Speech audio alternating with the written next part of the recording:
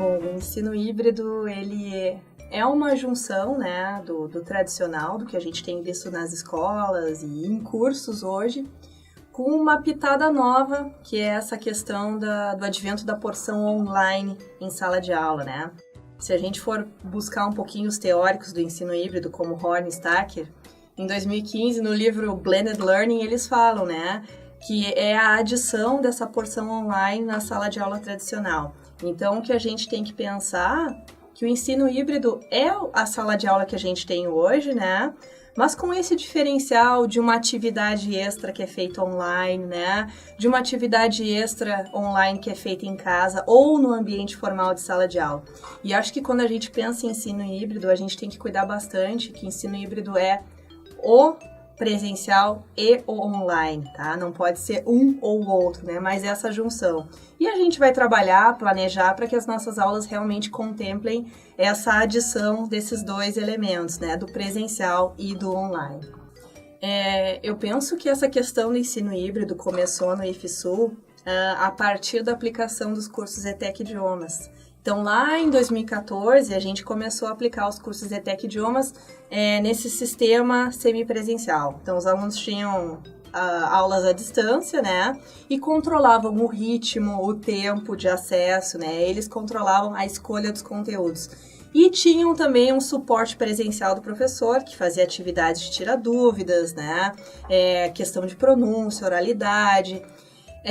E eu acho que daí, dessa experiência do semipresencial, que veio essa possibilidade de se trabalhar um material tão rico como a ETEC Idiomas em sala de aula. Eu acho que para o aluno, hoje, se a gente pensar na nossa sala de aula tradicional, o aluno geralmente vai para a sala de aula e espera que o professor dê a sua aula, né? Por mais que a gente tente fazer uma aula interativa, o aluno está ali mais esperando, né? Eu vou receber hoje, vou pegar meu caderninho, fazer minhas anotações, tirar uma fotografia. E acho que a partir do ensino híbrido, a gente tem a chance de o aluno explorar os conteúdos antes. Então, se a gente pensar na técnica de sala de aula invertida, né, nessa abordagem, o aluno já pode estudar um pouco antes da sala de aula e contribuir muito mais com o professor.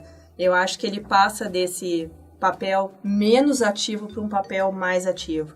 Pontos negativos do aluno, eu acho que é a questão do letramento digital, é a questão de se acostumar com essa autonomia, né? Toda uma cultura, uma mudança de comportamento que precisa ser tomada por parte do aluno. Então, não é tão fácil para o aluno simplesmente estudar antes e ir para a sala de aula. É uma coisa que tem que ser construída.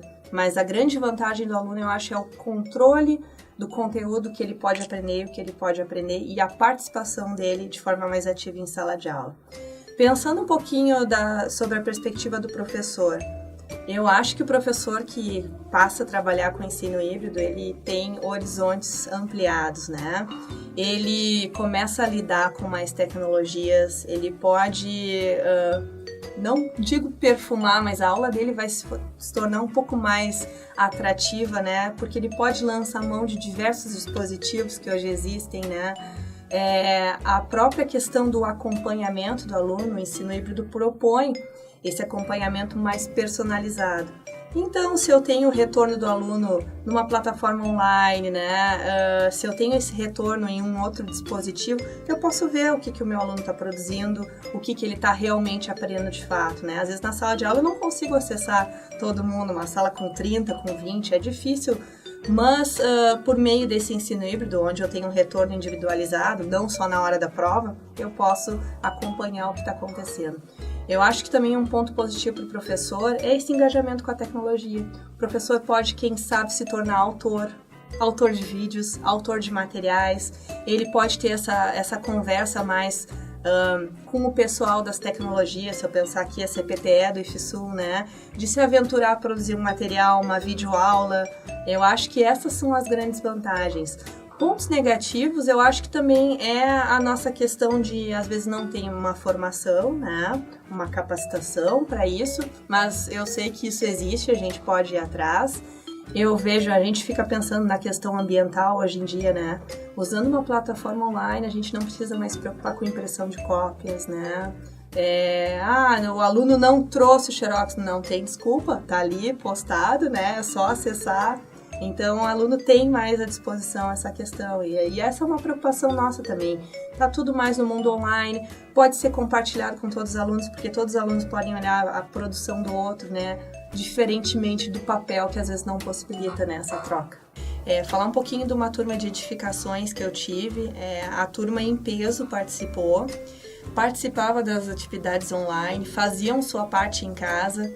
E alunos que não eram tão proficientes, que tinham alguma dificuldade em inglês, eles estudaram conteúdo antes, né? Porque eu disponibilizava os PDFs interativos que tinham inclusive o áudio para que eles melhorassem a pronúncia. E quando eles chegavam em aula, eles eram capazes de participar muito mais. Então, acho que isso foi algo que até me emocionou, assim, como professora, né? Quando a gente tira um tempo para nós em casa estudarmos, né, dedicarmos uma atenção maior a um conteúdo, ele se torna atrativo, se torna parte de nós, se torna um desafio que a gente consiga então fazer atividade em sala de aula e participar. Então posso te dizer que os alunos levam o seu tempo para pegar esse ritmo, né? Eu acho que se a gente pensar num semestre aí com 5, 6 meses, lá pelo segundo mês os alunos já estão no seu ritmo, né? Tudo precisa de uma ambientação sobre como usar a plataforma, se ajustar aos prazos, né? Se tornar um pouquinho mais autônomo, então isso leva tempo. Por outro lado, a gente teve experiências com turmas que rejeitaram esse modelo, né? Mas assim, eu acho que rejeitaram também porque muitas vezes no laboratório não tinha internet, não tinha fone de ouvido, não tinha áudio, né? E eu lembro que esses alunos também pediram, vamos voltar ao modelo normal. Mas isso serve para que a gente tente novamente, não é motivo para que a gente desista, né? Acho que esse ensino híbrido, por a gente lidar com tantas plataformas, sempre nos possibilita um plano B, né? A gente tem como fazer esse plano B, como levar a aula por um outro lado. Então eu vejo que os alunos levam seu tempo e a gente precisa dar esse tempo de adaptação. E eu acho que o que a gente pode lembrar é que o ensino híbrido, ele pode ser composto de pequenas porções online. Eu posso ter a minha aula quase igual ao modelo que eu tinha antigamente, né? Mas se eu der essa pitada online, né? Quem sabe de uma busca, de um quiz, de alguma atividade de questionário que seja feita de forma online, né? Já encanta mais o aluno, porque ele também acaba focando em outra coisa, pensa na tecnologia, né? Bom, acho que o ensino híbrido já está presente nas nossas salas de aula, mesmo que às vezes a gente não perceba, porque a maioria de nós já usa alguns recursos, já requisita dos alunos que sejam enviados e-mails, trocas por meios de tecnologia, tendo um pouquinho dessa porção online. O ensino híbrido só requer, então, que a gente tenha os dois, o presencial e o online. Se a gente for pensar em algumas expectativas para o futuro ou o que precisa ser feito para que a gente consiga trabalhar com o ensino híbrido dentro do IFSU, eu penso que a gente poderia começar então falando um pouquinho de estrutura, né? Nós deveríamos repensar, quem sabe, alguns laboratórios para que os alunos tenham acesso aos computadores. Nós somos institutos de tecnologia, então que a internet também fosse acessível a todos os estudantes para que sejam possíveis essas atividades. Se a gente for pensar um pouquinho nos professores, eu acho que o que nós precisamos é formação, capacitação. Nós todos estudamos para nos tornar professores, continuamos estudando até hoje para dar as nossas aulas, mas a gente precisa dessa formação tecnológica. A gente precisa ter momentos, seminários, congressos, para que a gente possa discutir a questão pedagógica e a questão tecnológica de como aplicar o ensino híbrido, né? Eu vou lembrar que ano passado, em outubro, a gente teve um encontro de tecnologias educacionais em EAD e foi um momento muito rico, de bastante troca entre pessoas que já estão trabalhando com tecnologias e educação, né? Produtores de materiais também estavam presentes.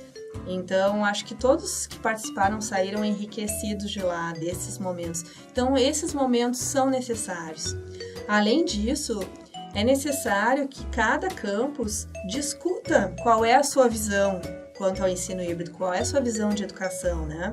Nós temos os PPCs que hoje estão montados, que aí, às vezes não prevêem essa porção online ou essas aulas à distância que possam ser dadas. O ensino superior já prevê isso. mas o ensino integrado, por exemplo, não prevê. E eu acho que vale a pena a discussão disso nos nossos grupos de professores, né? E vale também o nosso acesso à literatura disponível. Tem tantos MOOCs para que a gente pode se capacitar, né? A gente também tem que pensar que precisamos dedicar tempo para esse tipo de coisa, né? Se eu falar para o pessoal das linguagens, a gente tem o material do ETEC Idiomas à disposição, o pessoal da CPTE que nos dá todo o suporte, que abre as turmas, se quisermos gravar vídeos, né, videoaulas para complementar o material, tá tudo aí à nossa disposição. É só a gente se organizar para que a nossa aula realmente se torne diferenciada e que o aluno veja a escola como um espaço diferente e não sempre aquele local onde eu sento atrás do meu colega, baixo a cabeça, escuto o professor. Acho que essa é a grande transformação para nós e é um desafio para mim. Eu também quero sempre transformar a minha aula, né, para que não seja sempre da mesma forma. E o ensino híbrido está abrindo portas para isso, para que a gente também utilize a tecnologia, se aprofunde, acompanhe o aluno de forma mais personalizada. Então, eu vejo como algo positivo e eu acho que é algo que nós, professores, devemos investir o nosso tempo e a nossa esperança também de uma educação diferenciada.